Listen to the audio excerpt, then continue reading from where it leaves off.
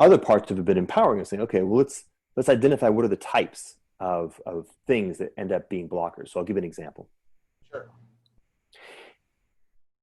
If one endeavors to put their own mind to solving the problem that you just laid out, right? The problematic that you've just identified as being the design constraints of what this thing needs to look like and what's possible if you get there, you will likely run into the reality that you don't know how to do it.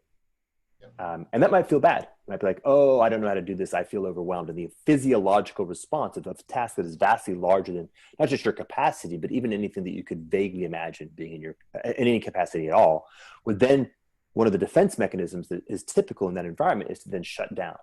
Yep. Is to say, project the impossibility of it, and then actually just live with the dopamine miss, right? You have a cortisol response, and kind of put your head down and move on. But what I would suggest is to say more like literally just a relationship that you and I had just had a moment ago. Like if I listen to you talk about the thing that you're about, and I try to like own it, I try to take responsibility for it myself, I'm going to get overwhelmed real quick because you're really good at what you do and you've been doing it your whole life. And I'm nowhere near as good at that. And I've been doing it nowhere near as long. So therefore it's a lot bigger.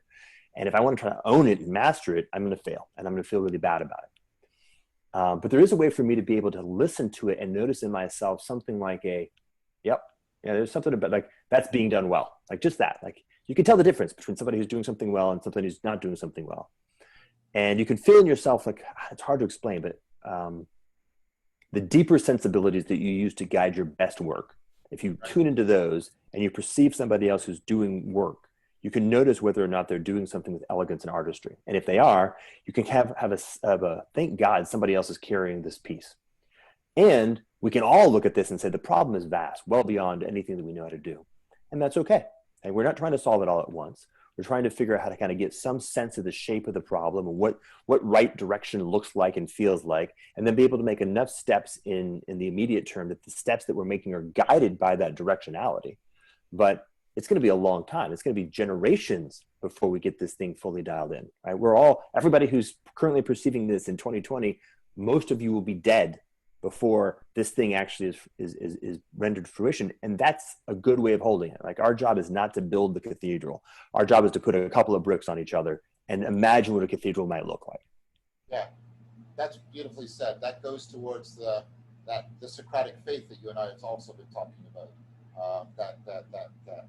So let's. Can I do one more thing? Because it just landed. Sorry.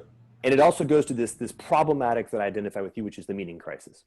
Right. Which is that thing, that ability to live deeply in the practice of I'm putting one brick on top of another and imagining what the cathedral will look like that I will never see, is the most meaningful thing. That is the solution to meaninglessness, is the ability to be in that context, to know that you're part of a project vastly larger than yourself in both scale and time, that it is a project that is worth doing, and that is a project that you are contributing to in a fashion that is deeply aligned with your highest capacity and purpose.